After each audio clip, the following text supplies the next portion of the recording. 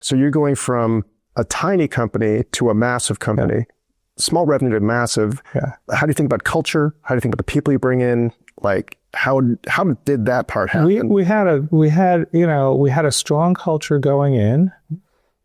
We went through this merger with a company, had a completely opposite culture, and we had a lot of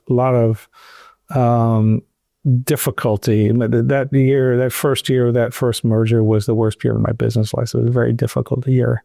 But we ended up bringing them in. As a little side story, right? They were a bunch of, we were a sleepy little software company where everybody worked in one building. And the other company was a bunch of ex-Oracle sales guys. So you couldn't be more opposite than that, right? So we do this merger and everything. And there's a culture clash, right? I mean, between the two companies. And we were, very, we were not a top-down company like Oracle. Oracle was like, command and control. We were like, let's get everybody to agree on things. And, we did that work, right? So the people in the company, my company, the old company, used to come in and say, what are we going to do about this? I said, well, what do you mean? He said, well, they're trying to get you fired. I said, yeah, I know that. And I said, well, what do you think we ought to do? Well, we ought to tell them how to behave and what our culture is. And I said, well, if we start telling them, we have become them. We have become command and control. Is that what you want? Oh, no, we don't want that. And they said, well, what should we do? I said, what we should do is we should set a good example and we should hope that they pick it up. I remember when we did this, and I was aware going in that it was going to be difficult. And we closed the deal. Their senior executive in the company was their senior sales guy. And I invited him out to lunch in the first week, and we sat down, and I said to him, listen, I'd like to just say one thing, and then we can enjoy lunch. I said, my opinion is if you want this merger to work, it will. And if you don't want it to work, it won't.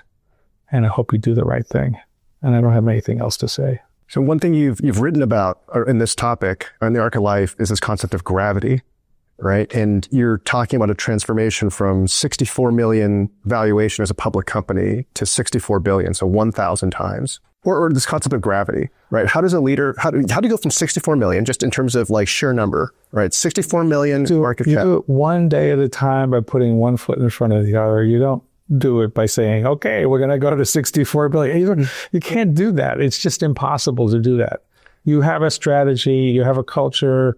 We had great operational, accountability in the company, as well as a very embracing culture, right? So we did both of those things.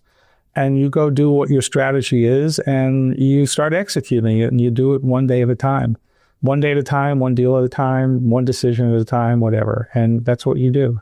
What are some of the tools that you used, like your team, whether it's cadences or strategic reviews, to get people into that new culture? Yeah. Right. So I give examples. So at the executive level, every executive had a quarterly goal.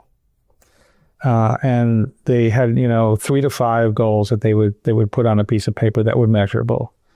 And instead of me being judgmental about them, and we had money tied to it, but instead of me being judgmental about them, the process we used was, okay, so now that you have your new goals, we're going to present all these goals to the company. We're going to have a, all hands meeting, and we're going to present this.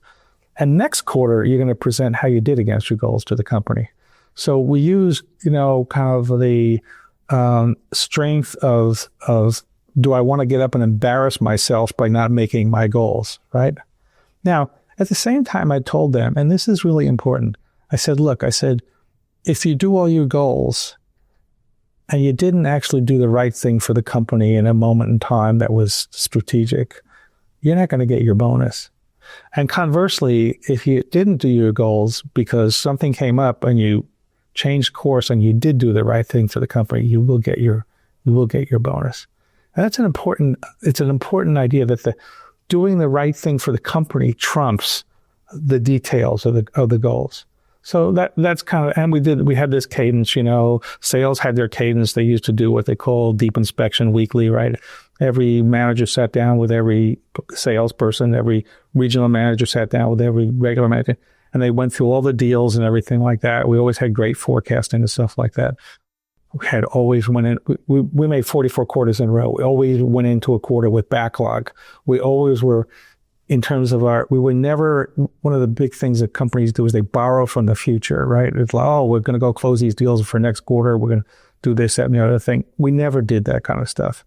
And that was me. I mean, I didn't want to do those things. And we said, let's have a more modest goal and let's make it, and let's have excess that we could kind of pad the next quarter. You can't make 44 goals in a row without sandbagging. And when you sandbag in the public markets, you get rewarded for that. Can you share more about those processes? You've talked about deep inspection weekly. How do you think about your sort of weekly, quarterly, annual cadences? How do you think about the strategy roll down versus? So there's strategy and there's operations, and they're obviously related, but they're also different. So every 6 months we built an 18-month operating plan. And the 18-month operating plan, whenever you have an operating plan, everybody's bidding for, resources, right? And it was very important to me to build a culture. Remember, I talked a moment ago about getting people to do the right thing for the company. So that shows up in the operating plan thing, where people might walk in, the sales guy might walk in and say, I want more salesmen, but I think this product needs more engineers, and I'm willing to give something up to do that. So we were able to do that in the company.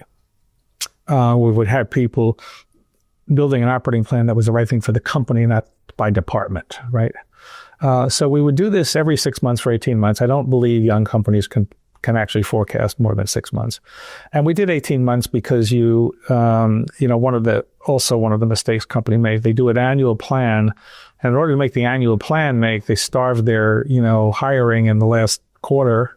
And then they go into next quarter and they're just screwed, right? I mean, they're in trouble at that point in time. So in order to recognize what your staffing has to be at the end of the year, you actually have to know what the goals are for the next year and the quarter beyond that.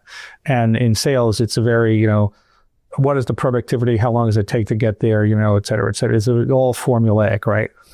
So typically that's what you're worried about, is making sure you have enough staffing. The same thing with projects. If I'm going to deliver a project in quarter one and it ain't staffed in quarter four, it's not going to get delivered. So there's all this stuff that goes into it. So we did that. Then we do, quarterly goals. We break that down into quarterly goals. We break that down by department so that all the quarterly goals ripple down. Once a department head has a quarterly goal, it ripples down into the organization. Everything gets measured, and we go from there. That's just something that all CEOs are just kind of like figuring out, which is like, okay, do I have what's the rhythm of the business process? Like all these different processes, all these different reports. It's a cadence, right? I mean, there's a cadence that the company kind of operates on. It's like it's a clock that goes around, right? And each time you hit an hour, you have another event that it triggers, right? So we did that. We did that well.